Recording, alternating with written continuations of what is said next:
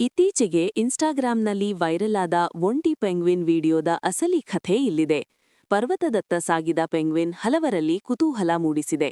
ಈ ವಿಡಿಯೋ ಖಿನ್ನತೆ ಮತ್ತು ಒಂಟಿತನಕ್ಕೆ ಹೋಲಿಕೆಯಾಗಿ ಮೀಮ್ಗಳಾಗಿ ಬಳಕೆಯಾಗುತ್ತಿದೆ. ಈ ವಿಡಿಯೋದ ಬಗ್ಗೆ ಇಲ್ಲಿದೆ ವಿವರ. ಇನ್ಸ್ಟಾಗ್ರಾಂ ರೀಲ್ಸ್ ಓಪನ್ ಮಾಡಿದರೆ ಸಾಕು, ಎಲ್ಲ ಕಡೆಗಳಲ್ಲೂ ಒಂಟಿ ಪೆಂಗ್ವಿನ್ದೇ ಕಥೆ. ಒಂದು ಪೆಂಗ್ವಿನ್ ಒಂಟಿಯಾಗಿ ಪರ್ವತದ ಕಡೆ ನಡೆದು ಸಾಗುತ್ತಿದೆ. ವಿಡಿಯೋ ನೋಡಿ ಕೆಲವರು ತುಂಬಾನೇ ಮರುಗಿದ್ದರು, ಇನ್ನು ಕೆಲವರು ಮೀಮ್ ಮಾಡಿದ್ದರು.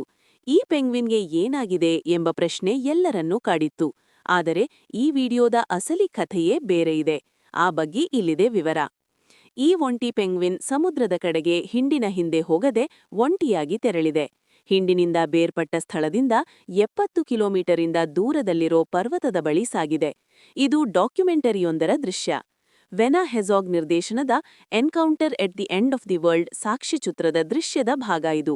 ಬರೋಬ್ಬರಿ 19 ವರ್ಷಗಳ ಬಳಿಕ ಈ ವಿಡಿಯೋ ವೈರಲ್ ಆಗಿದೆ. ಈ ವಿಡಿಯೋ ಯೂಟ್ಯೂಬ್ಗೆ ಅಪ್ಲೋಡ್ ಆಗಿದ್ದು 2010ರಲ್ಲಿ. ಖಿನ್ನತೆಗೆ ಒಳಗಾದ ಪೆಂಗ್ವಿನ್ ಎಂಬ ಶೀರ್ಷಿಕೆಯೊಂದಿಗೆ ವಿಡಿಯೋ ಶೇರ್ ಮಾಡಲಾಗಿತ್ತು. ಆ ಸಂದರ್ಭದಲ್ಲಿ ಇದು ಚರ್ಚೆಗೆ ಕಾರಣ ಆಗಿತ್ತು. 2014ರಲ್ಲಿ ಈ ವಿಡಿಯೋ ಮತ್ತೊಮ್ಮೆ ಹರಿದಾಡಿದೆ. ಅಡೇಲಿ ಪೆಂಗ್ವಿನ್ಗಳು ಸಾಮಾನ್ಯವಾಗಿ ತಮ್ಮ ಸಂತಾನೋತ್ಪತ್ತಿ ಸ್ಥಳ ಮತ್ತು ಆಹಾರ ಸಿಗೋ ಸಮುದ್ರದಂಚಿನಲ್ಲೇ ಇರುತ್ತವೆ.